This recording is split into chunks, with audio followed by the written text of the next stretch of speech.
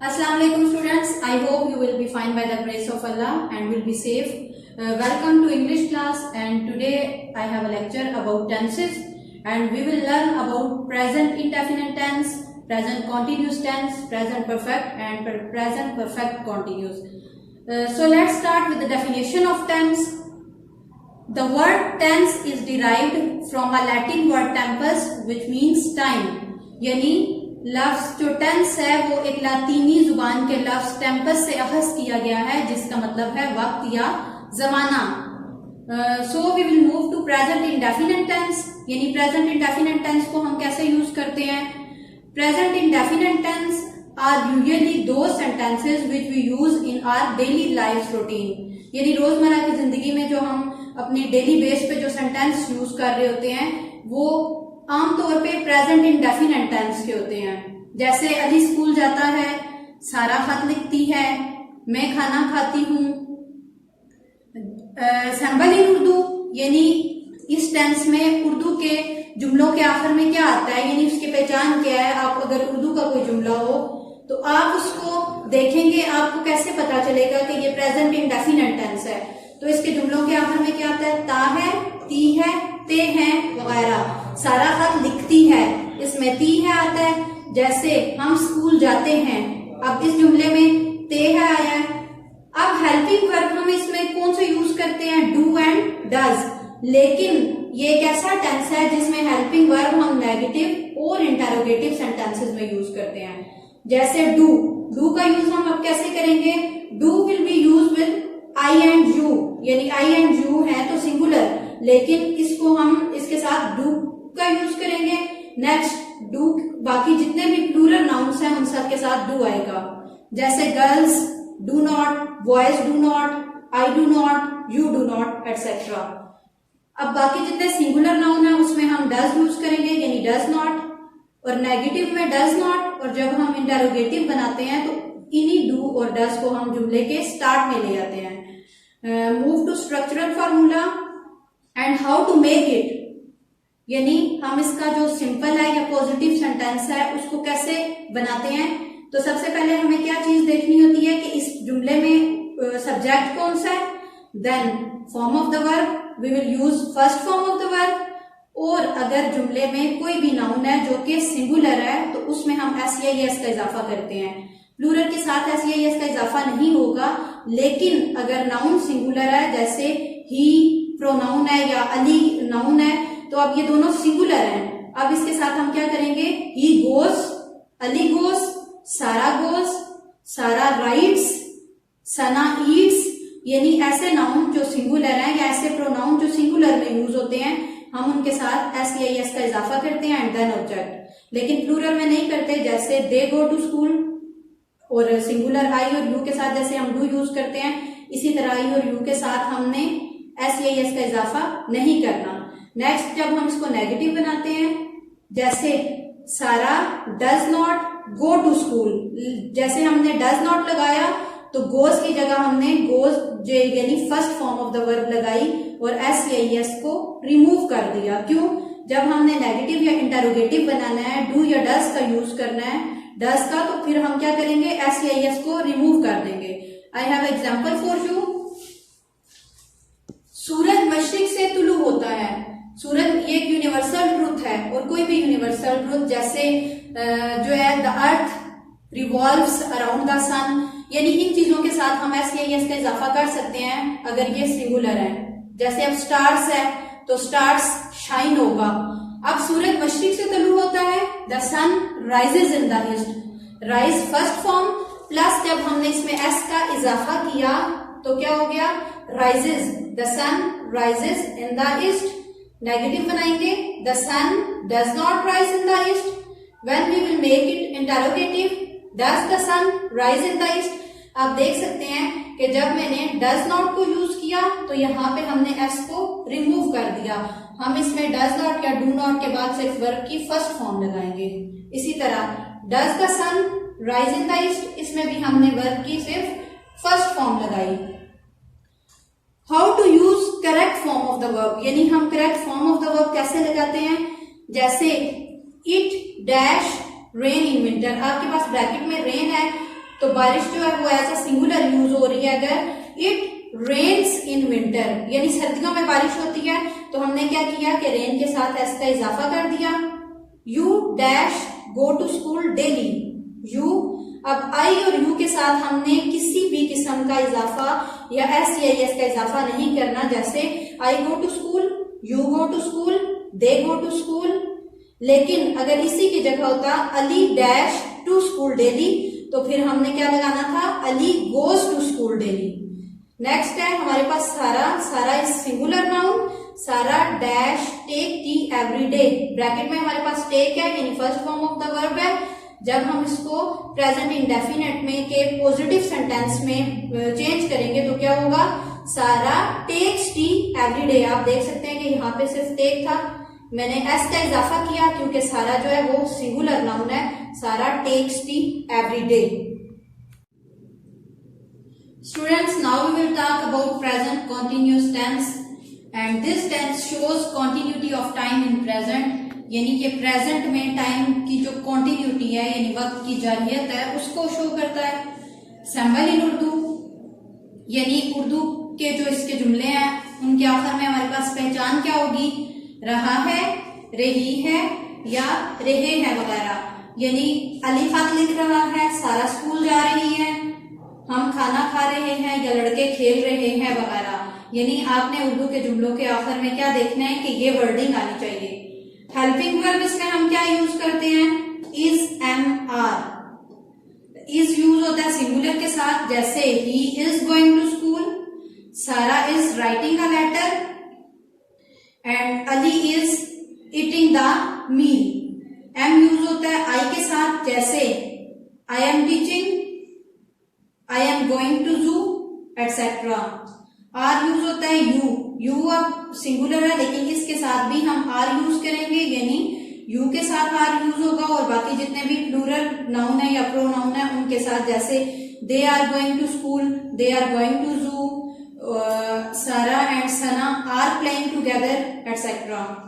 Structure इसका क्या है कि सबसे पहले हमने करना है सब्जेक्ट को देखना है, then we will put helping verb, after that first form of the verb plus ING, यानी फर्स्ट फॉर्म लगा के, जैसे प्ले फर्स्ट फॉर्म है हम एडिशन उसमें करेंगे आईएनजी का, तो वो क्या बन जाएगा, प्लेइंग। ऑब्जेक्ट यानी football, Sara is playing football, Sana is writing a letter.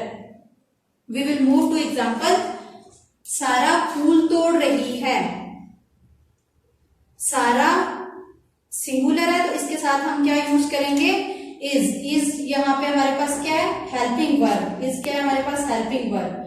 सारा is plucking, pluck first form plus ING, यानी हमने क्या किया, वर्ब की फर्स्ट फॉर्म लगाई और उसके साथ आईएनजी का इजाफा किया। Sara is plucking the flower, when we will make it negative, Sara is not plucking the flower. After that, when we will move to interrogative sentence, is Sara plucking the flower? क्या किया हमने, हेल्पिंग वर्ब को शुरू में लिख दिया, यानी helping verb हम स्टार्ट में ले आए। Students, I hope you got it. Next हम इसको सेंटेंसेस में, इंग्लिश सेंटेंसेस में कैसे यूज करते हैं, तो इन सेंटेंसेस के आखिर में जो है वो यूजुअली क्या यूज हो रहा होता है, now, at the moment, this moment, यानी ऐसे अल्फाज यूज हो रहे होते हैं जो टाइम की कॉन्टिन्यूटी को जाहिर करते हैं।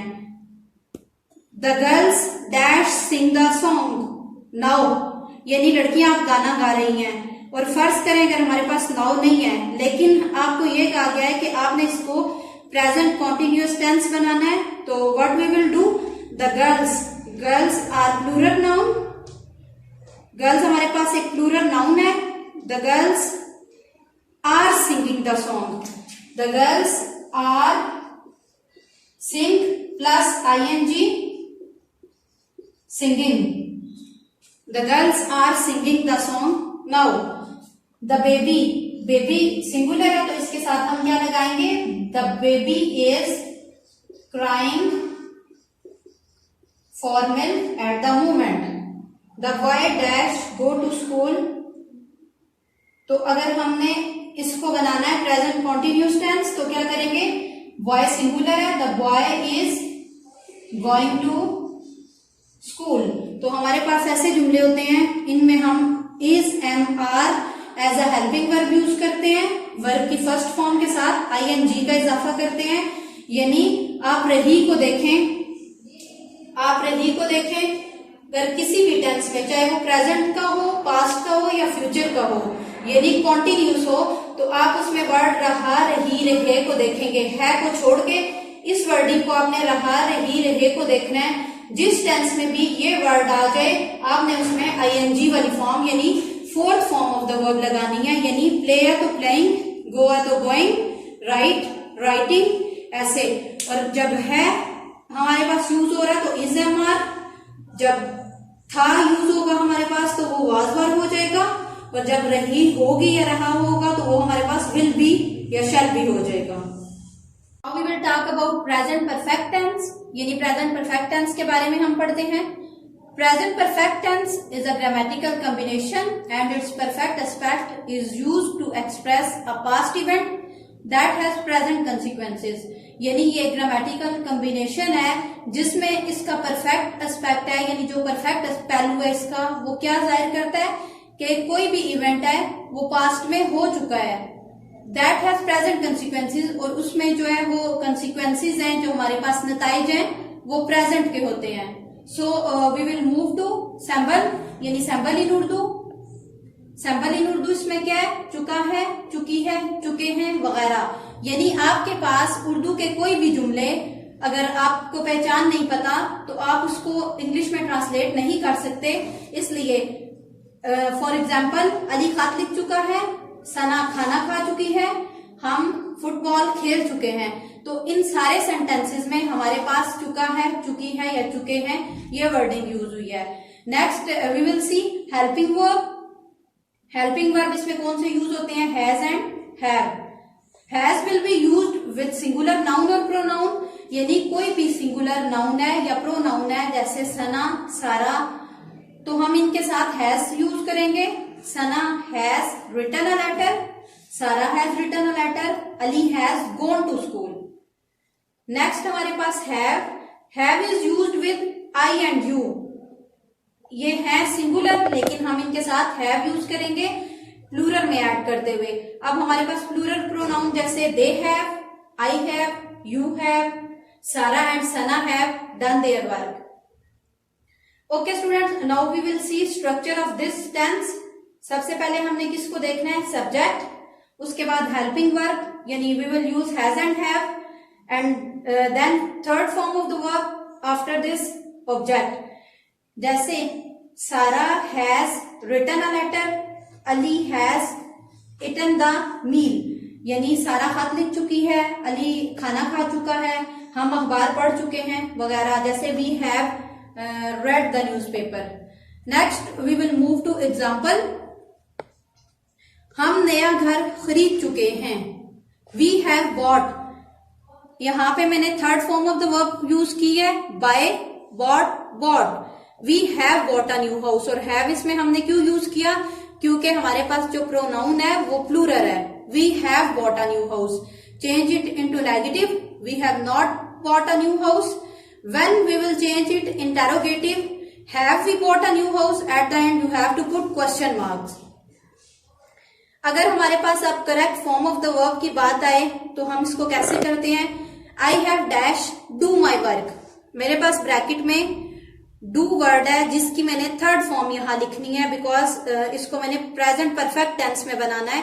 I have dash do my work, I have done my work, I have done my work। Next है सारा has post the letter, Sara has posted the letter, यानी third form of the verb. They have dash play cricket, they have play, third form of the verb played. अब हमारे पास जो perfect tenses हैं, यानी चाहे वो प्रेजेंट इंडेफिनिट है, present perfect tense है, पास्ट परफेक्ट है या फ्यूचर परफेक्ट है, तीनों में एक ही चीज हमारे पास जो कॉमन आती है वो क्या चीज होती है? वर्ब की फॉर्म, यानी उसमें हम third form of the verb use करते हैं। सिर्फ आप देखेंगे कि जिसमें वर्ड चुके आ रहा हो, चाहे वो प्रेजेंट में है, पास्ट में है या फ्यूचर में है, आपने वहां क्या करना है, third form of the verb लगानी है। On to the next topic, present perfect continuous tense. यानी हम अब प्रेजेंट परफेक्ट कॉन्टिन्यूस टेंस के बारे में पढ़ेंगे। सबसे पहले मैं आपको बताती हूँ कि ये है क्या, इसकी डेफिनेशन क्या है। The present perfect continuous tense shows that something started in the past and is continuing at the present time. यानी कोई भी एक ऐसा इवेंट, कोई भी एक ऐसा वाक्य या कोई भी काम जो पास्ट में शुरू हुआ और अभी प्रेजेंट टाइम में भी वो जारी है। इसकी उर्दू में क्या पहचान होती है, जैसे आपने प्रेजेंट कॉन्टिन्यूस टेंस में पढ़ा कि कॉन्टिन्यूस का जो टेंस है उसमें क्या होती है पहचान, रहा है, रही है, रहे हैं वगैरह। इसमें भी उर्दू के जुमलों की जो है वो सेम पहचान होगी, लेकिन इसमें एक चीज का इजाफा होगा, टाइम का। तो देखते हैं कि हमने टाइम को कैसे इसमें जो है वो यूज करना है। हेल्पिंग वर्ब इसमें हैज और हैज बीन और हैव बीन यूज हुए हैं। जैसे हमने प्रेजेंट परफेक्ट टेंस में हैज और हैव यूज किया था, हैज विद सिंगुलर नाउन और pronoun and have with plural noun और pronoun plus I and you. यानी आई और यू के साथ हमने हैव का यूज किया था। एज इट इज हमने इसका यूज करना है, लेकिन इसके साथ एक चीज को हमने ऐड करना है जो बीन है, यानी हैज बीन और have been. Next thing is that कि इसमें हमने सिंस और फॉर का यूज करना है। अगर हमें कोई टाइम एग्जैक्ट पता है, जैसे कोई डेट है, डे है, कोई मंथ है, प्रॉपरली उसका नेम अगर मेंशन है, तो उसके साथ हमने फिर सिंस यूज करना है। और अगर अननोन टाइम है, यानी हम सिर्फ एक अपना जो है वो अंदाजा लगा के बोलते हैं कि last month, last year, for एन और, हमें नहीं पता कौन सा घंटा है, कौन सा ईयर है या कौन सा मंथ है, तो we will use for. Next इसका स्ट्रक्चरल फॉर्मूला, हम स्ट्रक्चर में सबसे पहले क्या देखते हैं, subject, helping verb, as it is जो फॉर्म अपने कॉन्टिन्यूस टेंस में यूज की थी वो फॉर्म आपने यूज करनी है, subject, helping verb, first form of the verb plus ING, object, उसके बाद सिंस आए या फॉर आए अकॉर्डिंग टू द सेंटेंस आपने लगाना है। उसके बाद एट द एंड आपने टाइम मेंशन करना है। जैसे Sara has been writing a letter since Monday, या Sara has been writing a letter for last 2 hours। So we will move to example. Ali 2015 से इस कॉलेज में जा रहा है। अब हमारे पास 2015 जो है यानी 2015 हमारे पास जो है वो एक एग्जैक्ट ईयर है, हमें पता है कि वो 2015 से जा रहा है। इसकी बजाय अगर ये होता कि अली पिछले 3 सालों से जा रहा है, तो वो टाइम फिर हमें एग्जैक्ट पता नहीं था, तो इसको हम इंग्लिश में ट्रांसलेट करते हैं। Ali has been going in this college since 2015। Negative जब बनाएंगे, आप देखिए हमने अली के साथ हैज बीन तब यूज किया because Ali is a singular noun. Ali has been going in this college since 2015। अब हमें एग्जैक्ट टाइम जब पता था तो हमने क्या किया कि 2015 के साथ हमने सिंस का यूज किया। इसी तरह first form of the verb plus ING को यूज किया। Ali has not been going in this college since 2015। आपने क्या करना है, बीन को उसकी प्लेस से नहीं हटाना, बल्कि हैज के बाद आपने नॉट लगा देना है। Ali has not been going in this college since 2015। Has Ali been going in this college since 2015 और at the end question mark. Next one, पिछले 2 घंटे से बारिश हो रही है। अब इस सेंटेंस में हमें नहीं पता कि पिछले 2 घंटे कौन से हैं। It has been raining for last 2 hours, यानी पिछले 2 घंटे जब हमें नहीं पता कौन से हैं तो we will use for in this sentence. Next one, change it into negative. It has not been raining for last 2 hours, यानी पिछले 2 घंटे से बारिश नहीं हो रही। When we will change it into interrogative, has it been raining for last 2 hours। तो हमने इस चीज में सबसे पहले टाइम का ध्यान रखना है, यानी सिंस और फॉर का यूज बहुत अच्छे तरीके से आना चाहिए।